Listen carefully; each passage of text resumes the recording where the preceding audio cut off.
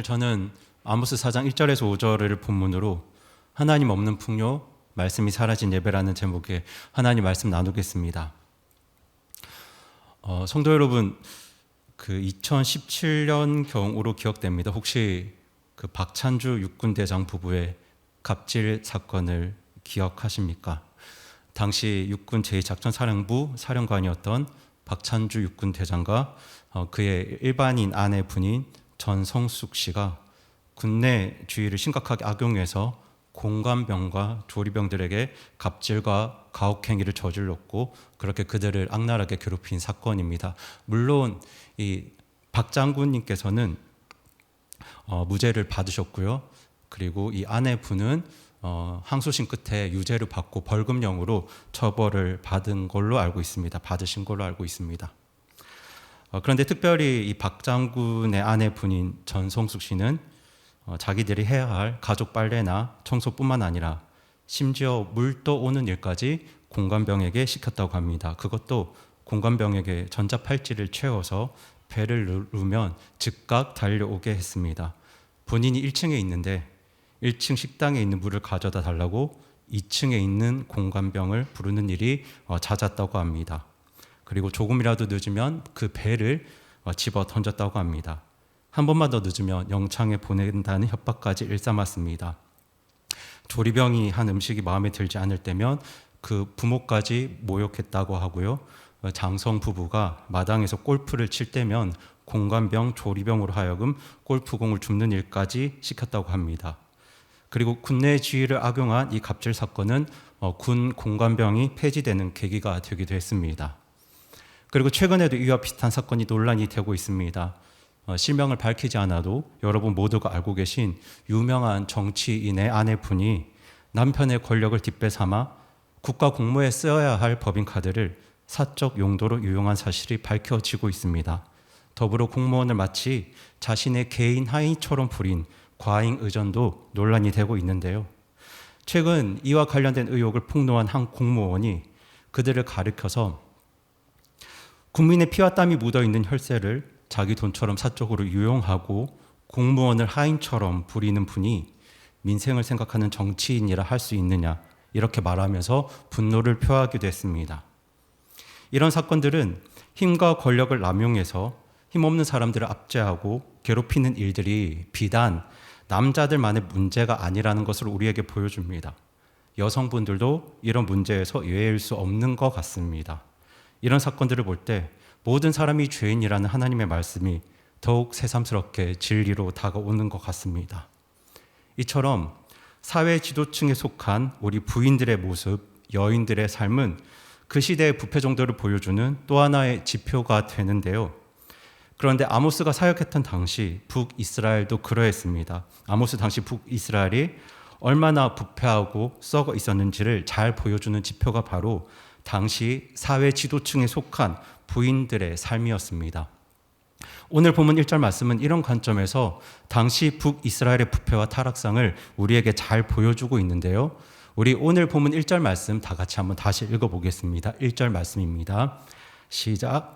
사마리아 산에 있는 바산의 암소들아, 너희는 이 말을 들을지어다. 너희가 가난한 자를 학대하고 궁핍한 자를 짓밟으며 그들의 주인들에게 이르기를 술을 가져다가 우리가 마시게 하라 하는도다. 네. 오늘 본문 1절 말씀에서는 이 말씀을 듣는 청중을 사마리아 산에 있는 바산의 암소들이라 부르면서 그 대상을 특정하고 있습니다. 여기서 바산의 암소들은 당시 북이스라엘의 지도층의 부인들을 가리키는 말인데요. 요단강 건너편에 있는 바산은 아주 비옥한 땅으로 풍성한 목초지가 있었기 때문에 바산에서 자라는 암소들은 그 어떤 소들보다 기름지고 살이 올랐습니다. 그래서 아모스는 당시 사회 지도층에 속한 부인들을 아주 비옥한 땅에서 풍족한 음식을 먹으며 기름지게 살찌고 있는 바산의 암소들에 비유했는데요. 그만큼 이 여인들의 삶은 풍요롭고 또 사치스러웠습니다.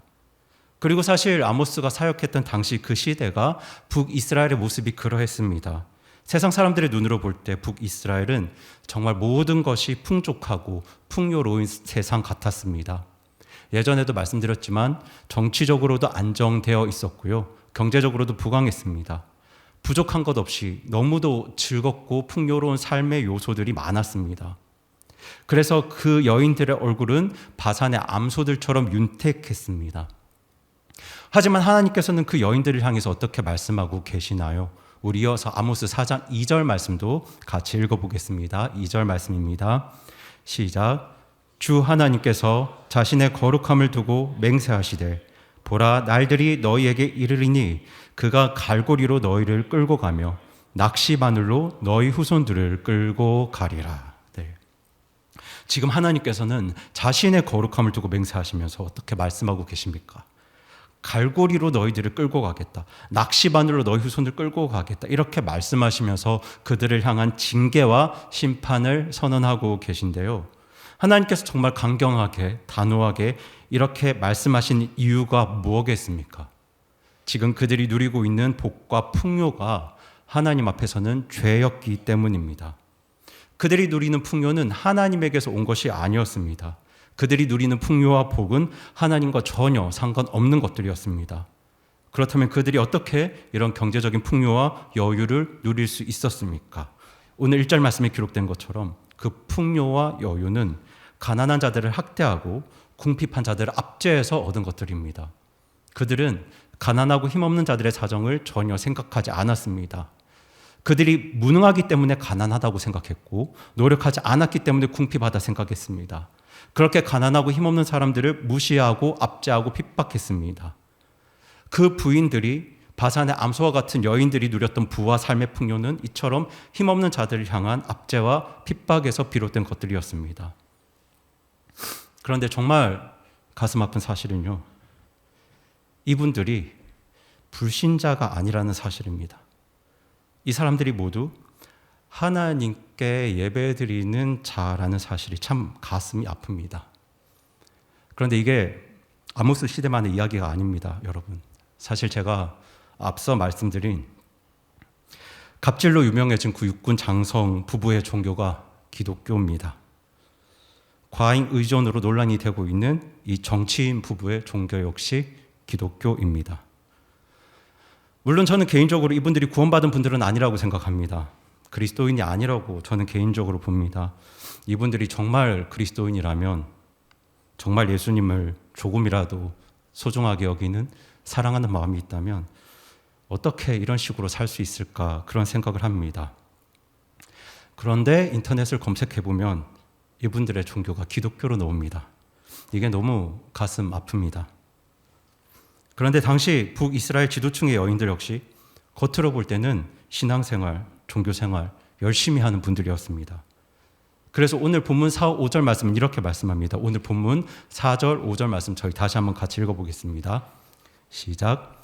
베델에 가서 죄를 짓고 길갈에서 범법을 크게 더하며 아침마다 너희 희생물을 3년 뒤에 너희 11조를 가져오고 감사의 희생물을 누룩과 함께 드리며 자원하는 헌물을 드리도록 포고하고 널리 알리라. 오 너희 이스라엘 자손들아, 이것을 너희가 좋아하느니라 주 하나님이 말하노라. 네. 이 말씀을 보시기 바랍니다. 이분들은 아침마다 희생물을 드립니다.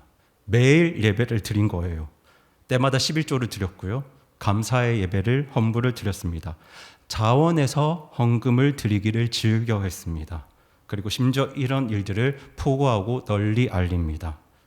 사람들의 눈에는 신앙생활, 종교생활 열심히 하는 분들이었습니다. 박찬주 대장 부부도 교회 생활을 그렇게 열심히 하는 분들이었다고 합니다. 그런데요, 성도 여러분, 우리 신앙에 있어서 가장 중요한 것은요, 나의 열심이 아닙니다. 나의 진심이 아니에요. 물론 열심이 필요 없다는 이야기는 아닙니다. 진심이 있어야 합니다.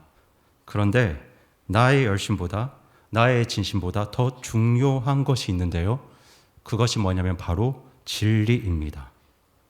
나의 진심보다, 열심보다 훨씬 더 중요한 것이 바로 진리입니다. 여러분, 진리가 무엇입니까?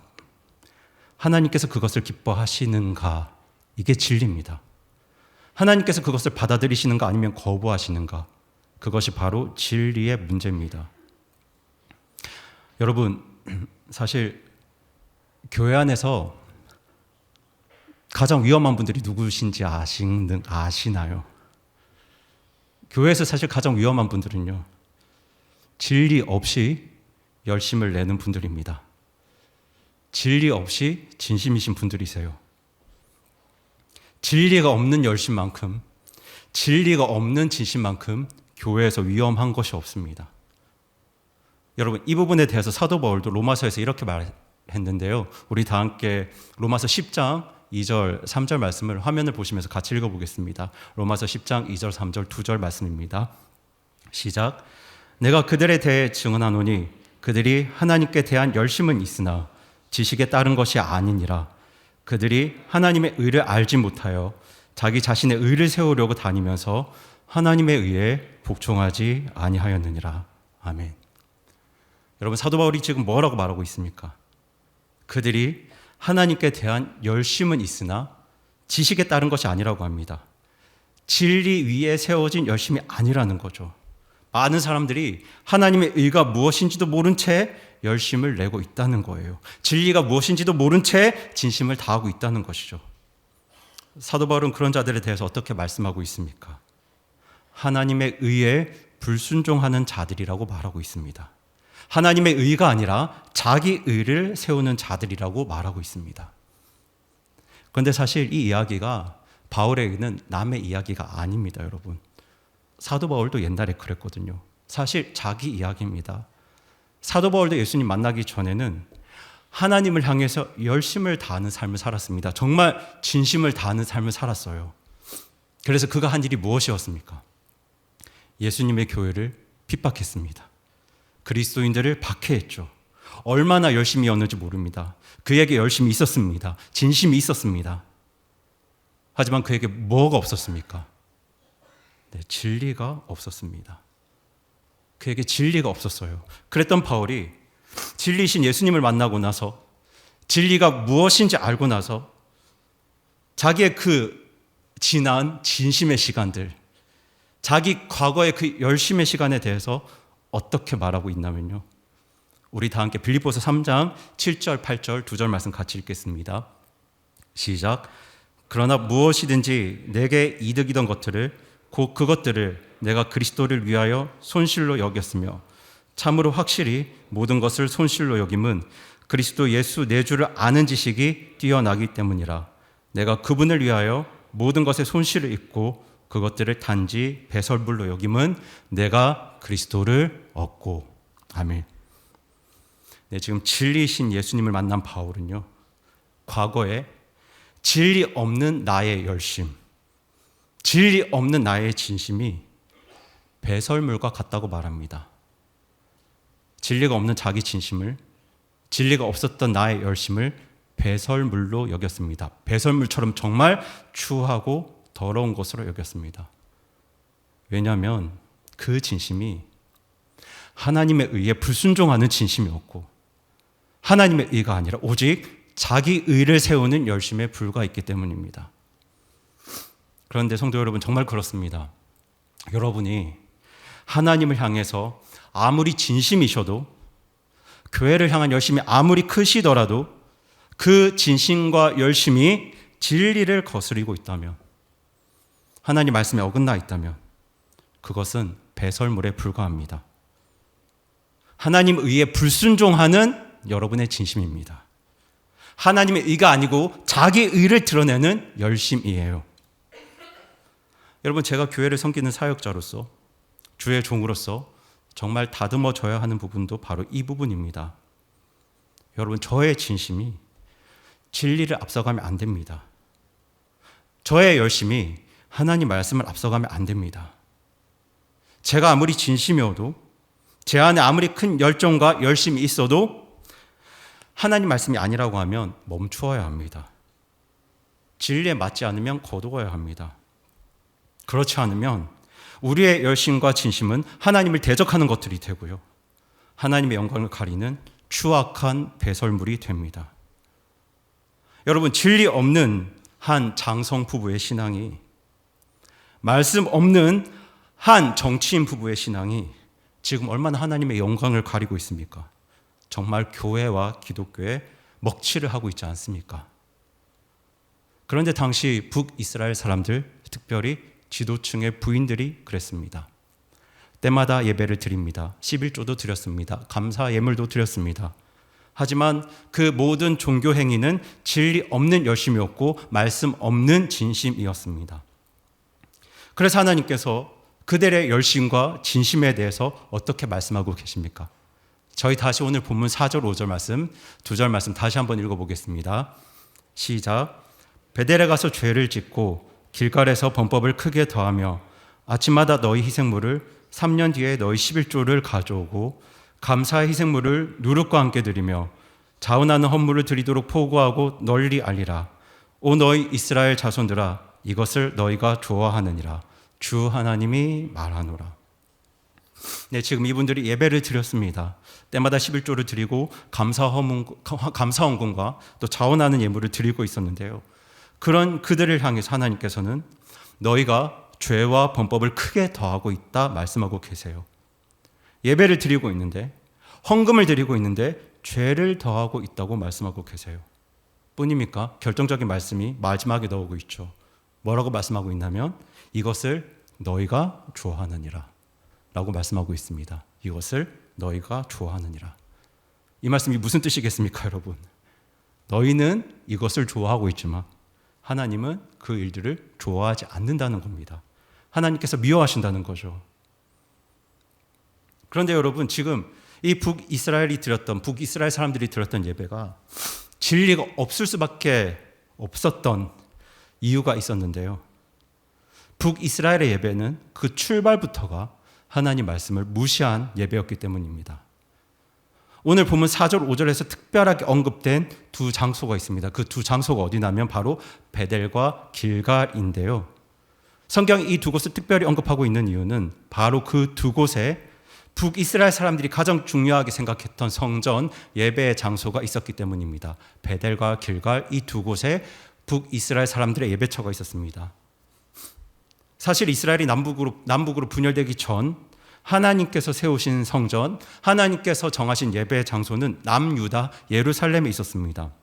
하지만 이스라엘이 남북으로 분열된 이후 북이스라엘 사람들은 베델과 길갈에 성전을 지어서 하나님께 예배를 드렸는데요. 하지만 그렇게 베델과 길갈에서 드려지는 예배를 하나님께서는 기뻐하지 않으셨습니다. 왜냐하면 베델과 길갈에서 예배를 드리겠다는 그들의 결정과 선택은 하나님 말씀과는 전혀 상관이 없었기 때문입니다. 그들의 예배는 하나님 말씀을 무시한 예배였습니다. 하지만 그들은 하나님께 묻지도 않고 하나님 뜻을 구하지도 않고 자기들 뜻대로 베델과 길갈에 성전을 예배처를 짓습니다. 그리고 그 성전에 무엇까지 두냐면요, 금송아지까지 둡니다. 10계명 중 두 번째 계명이 형상을 만들어서 섬기지 말라는 계명인데요. 그런데 정면으로 그 하나님의 말씀을 명령을 대적하고 있는 겁니다. 그렇게 그들은 두 금송아지를 만들어서 베델과 길갈에 두고 하나님을 섬겼습니다. 예배 드렸습니다. 그리고 사실 지금 우리 눈에야 그들의 신앙이 우상숭배이고 잘못된 신앙이라는 사실이 분명하게 보이지만 정작 당시 북이스라엘 많은 사람들은 그렇게 생각하지 않았습니다. 당시 북이스라엘 사람들은 금송아지를 우상으로 생각하지 않았습니다. 단지 자기들이 섬기는 하나님을 금송아지로 표현했을 뿐이라고 그렇게 여겼습니다. 그리고 세상에서 가장 비싼 금으로 하나님의 형상을 만들었기 때문에 자기들이 남유다 사람들보다 더 하나님을 잘 섬기고 있다고 그렇게 착각했습니다. 여러분, 저는 정말 그때 사람들이 그렇게 착각했었다고 봅니다. 그렇게 착각했으니까 그렇게 매일 열심히 예배를 드렸고 11조를 드리고 감사헌금을 드렸겠죠. 그렇게 그들에게 열심과 진심이 있었는데요. 정작 이들에게 없었던 것이 무엇이냐면요, 바로 하나님의 말씀입니다. 진리신 하나님의 말씀이 그들에게 없었어요. 성도 여러분, 여러분께서 오늘 이 말씀을 보실 때 정말 이 부분을 잘 생각하셔야 됩니다. 하나님 말씀이 없는 예배가 이만큼 무섭습니다, 여러분. 진리가 없는 신앙이 이렇게 무서운 거예요.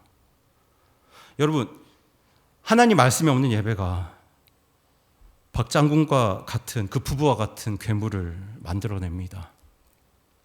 진리가 없는 신앙이 바산의 암소와 같은 그런 여인들을 양산하는 겁니다.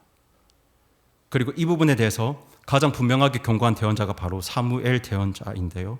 사무엘은 하나님 말씀을 거역하고 번제물을 준비했다는 사울 왕의 변명 앞에서 이렇게 말합니다. 여러분 잘 아는 말씀이죠. 우리 다 함께 사무엘상 15장 22절 말씀 같이 읽겠습니다.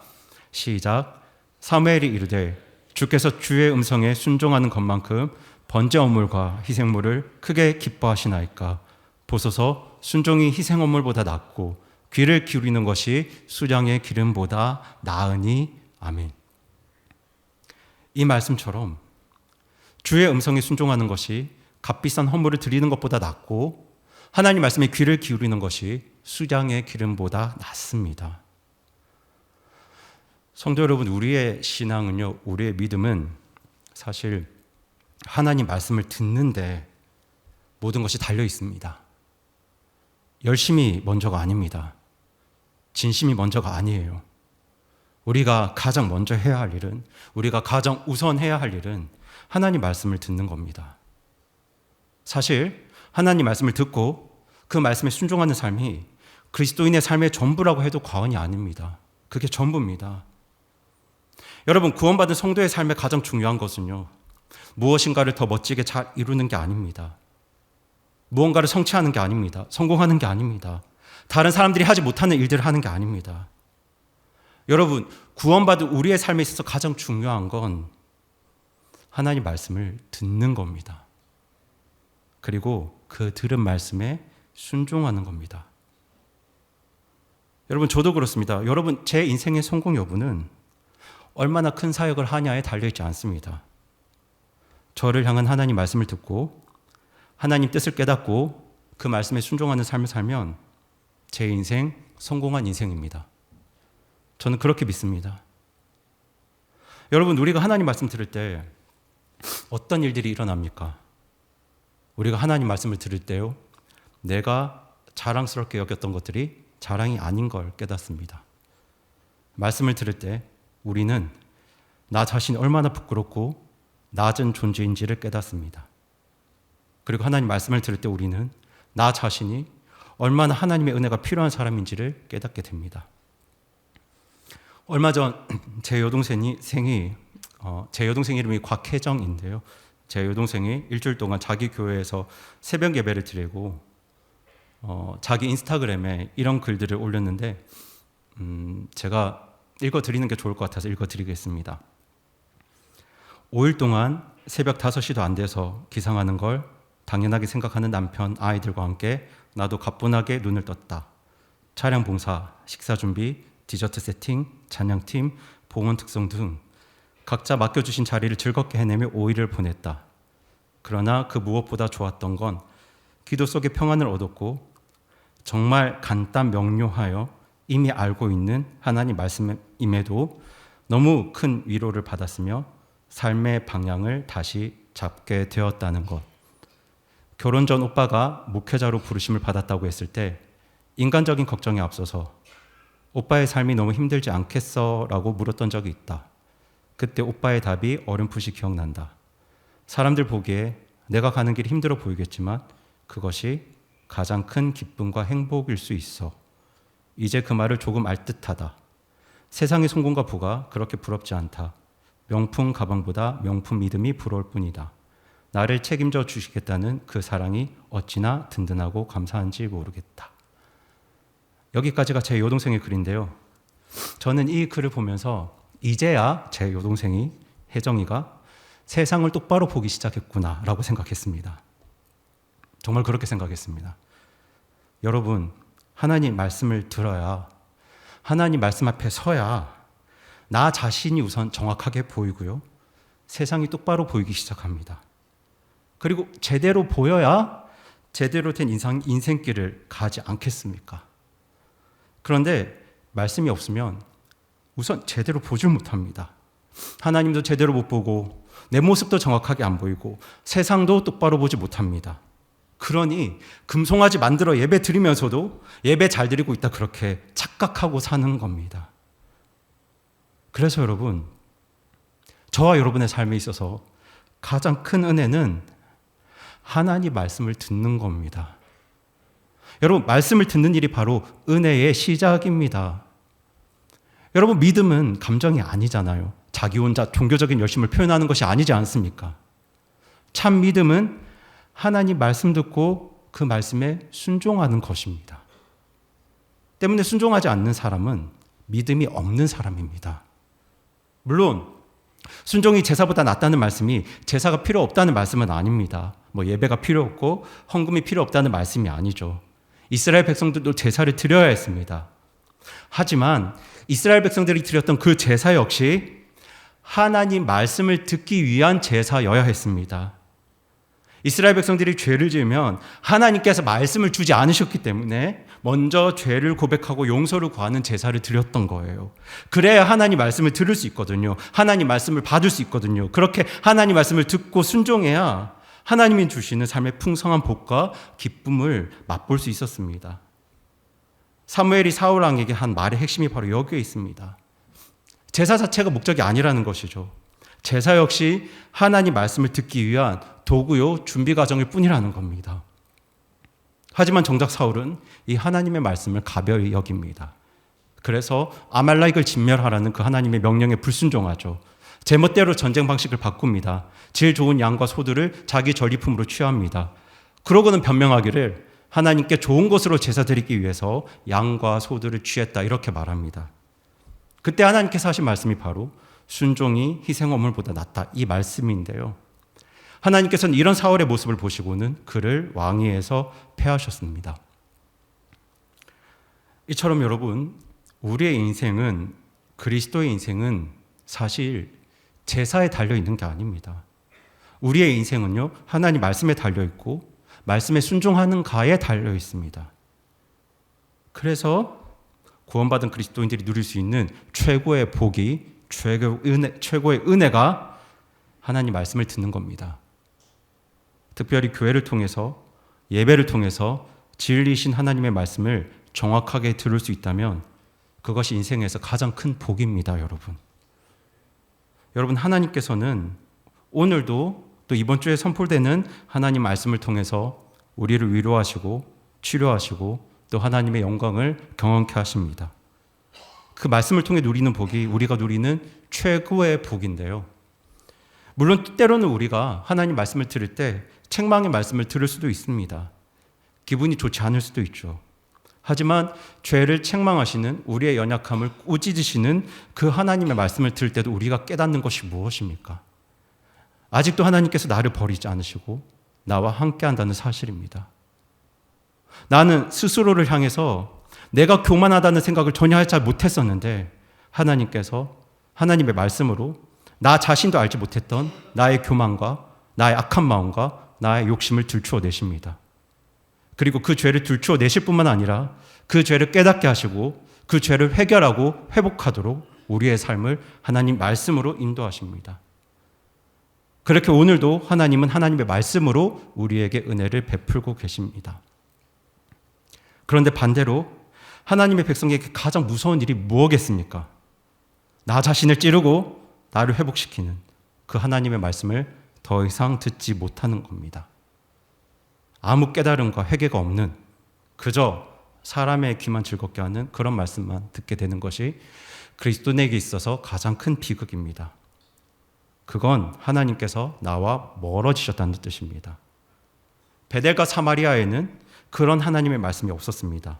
그저 자기들의 종교적인 감정에 취해서 날뛰었을 뿐입니다. 물론 그런 순간에는 하나님의 은혜를 받는 것 같은 기분이 들 수도 있습니다. 하지만 사실 그런 식의 경험은요, 세상 사람들도 합니다, 여러분. 정말 감성을 울리는 좋은 음악을 들을 때 세상 사람들이 눈물을 흘리는 것과 크게 다르지 않습니다. 그런 어떤 종교 경험은 참 은혜가 아니고 그저 짧은 순간 느끼는 카타르시스에 불과합니다. 여러분, 하나님이 주시는 은혜는요, 나 스스로 만들 수 있는 게 아닙니다. 하나님의 은혜는 하나님께서 하나님의 말씀을 통해 주시는 겁니다. 때문에 하나님께서 우리에게 무언가 주시기 전에 우리가 스스로 무언가 은혜 같은 것들을 만들려고 해서는 안 됩니다. 그런데 그 하나님의 은혜가 언제 어떤 방식으로 우리 삶에 임합니까? 간단합니다. 사실 저와 여러분이 구원받을 때도 똑같은 원리로 우리가 하나님의 은혜를 누렸습니다. 어떻게 우리 삶에 놀라운 구원의 은혜가 임했습니까, 여러분? 기억하시죠? 우선 우리가 하나님의 말씀을 들었습니다. 그게 먼저입니다, 여러분. 하나님의 말씀을 들었고요. 그 하나님의 말씀을 믿었고요. 그 말씀 앞에 굴복하고 순종했습니다. 그렇게 복음을 듣고 믿고 회개하고 결단할 때 그때 우리가 구원받았습니다. 원리가 똑같습니다. 하나님 말씀을 듣고 믿고 순종할 때 그때 하나님의 은혜가 우리의 삶에 임합니다.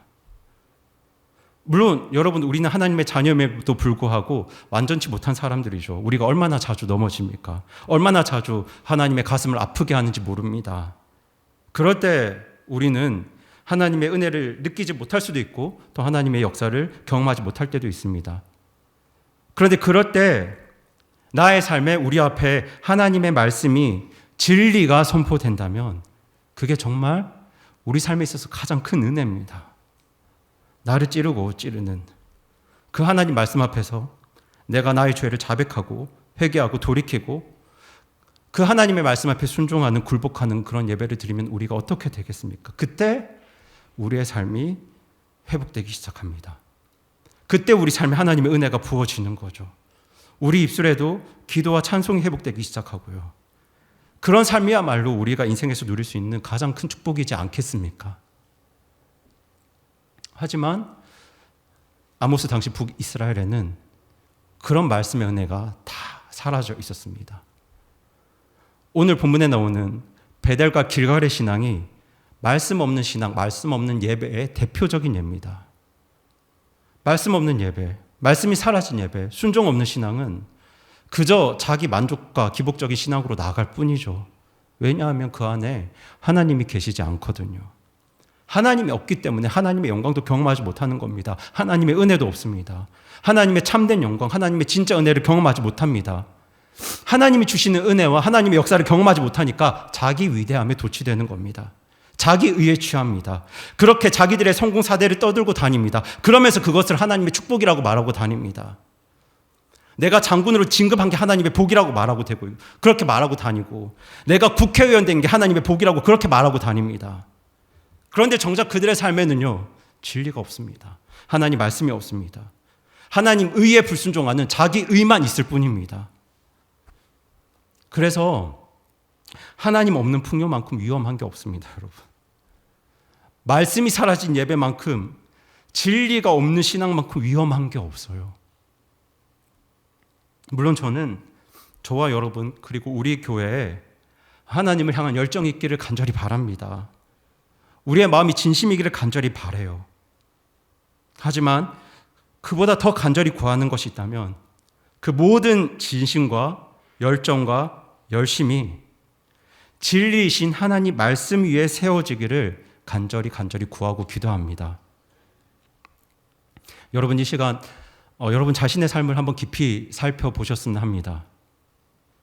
하나님을 향한 나의 진심이 교회를 향한 나의 열심이 정말 진리이신 하나님 말씀 위에 기초하고 있는지 나는 정말 그 무엇보다 하나님 말씀을 듣고 하나님 말씀에 순종하는 그 일에 삶의 우선순위를 두고 있는지 말씀보다 나의 열심이 앞서고 있지는 않는지 진리보다 나의 열정이 앞서고 있지는 않는지 한번 깊이 살펴보시기 바랍니다. 여러분 구원받은 우리들은 예수 그리스도의 제자이고 예수 그리스도의 종입니다. 믿으시나요? 여러분 우리는 스승이 아닙니다. 제자입니다. 여러분 우리는 주인이 아니에요. 우리는 종입니다. 그렇다면 여러분 종의 인생에 있어서 성공 여부가 어디에 달려 있나요? 성취에 있습니까? 성공에 있나요? 아니요. 순종에 있습니다. 여러분 종이 아무리 큰 성취를 이루더라도 아무리 큰 성공을 거두더라도 주인의 명령에 불순종하면 실패한 인생입니다. 여러분 저는요 예수 그리스도의 종입니다. 예수 그리스도의 종으로 성공한 인생 살고 싶습니다. 그리고 여러분도 그리스도의 종으로 성공한 인생 사셨으면 좋겠습니다. 그런데 종에게 있어 성공이 무엇입니까? 무엇이죠? 네, 순종입니다. 순종입니다. 여러분, 우리가 성공한 인생 살기 위해서 우리에게 가장 중요한 것이 하나님의 말씀이고 하나님 말씀에 순종하는 삶인데요. 굉장히 작은 하나님의 말씀에도 불순종하면서 내가 무언가를 이루었기 때문에 성공했다고 착각하신다면 그런 착각에서 벗어나시기 바랍니다. 제가 얼마 전 오후 예배 시간에 에베소서 말씀을 나누면서 쓴 것과 진노와 소리 지르는 것과 비방을 악의와 함께 버리고 서로 친절하게 상냥하게 대하고 용서하라는 말씀을 나누었는데요. 이 하나님 말씀 하나에도 순종하지 못하면서 내가 무언가를 했고 무언가를 이루었기 때문에 내 삶이 어느 정도 성공했다 착각하며 사는 것은 정말 비극적인 삶입니다. 저는 그런 분들 보면 너무 마음이 아픕니다. 여러분, 구원받은 그리스도인에게는 순종하는 인생이 성공한 인생입니다. 정말 그렇습니다, 여러분. 그래서 오늘은 옆에 계신 분들께 이렇게 말씀해 주셨으면 좋겠습니다. 두 문장을 말씀해 주셨으면 좋겠는데요. 보이시죠? 우리 첫 번째 문장입니다. 옆에 계신 분들께 성공하는 인생 삽시다. 이렇게 말씀해 주세요. 성공하는 인생 삽시다. 정말 성공하는 인생 사셨으면 좋겠습니다. 그리고 위의 말과 같은 말입니다. 아래 말은 위의 말과 같은 말입니다. 우리 두 번째 문장 옆에 분에게 말씀해 주세요. 시작. 순종하는 인생 삽시다. 네. 정말 그렇습니다, 여러분. 여러분 정말 성공한 인생 살고 싶으시죠? 정말 성공한 인생 살고 싶으신가요? 정말 그렇다면 무엇보다 하나님 말씀 주의 깊게 들으시고요. 그 말씀을 믿으시고 그 하나님 말씀에 순종하시기 바랍니다. 그렇다면 저는 확신하건대 저와 여러분 인생 성공합니다. 정말 그렇습니다. 그렇게 하나님 앞에서 성공한 인생 살아가는 저와 여러분 우리 교회 되기를 간절히 소망합니다. 그럼 저희 자리에서 일어나셔서 이 시간 함께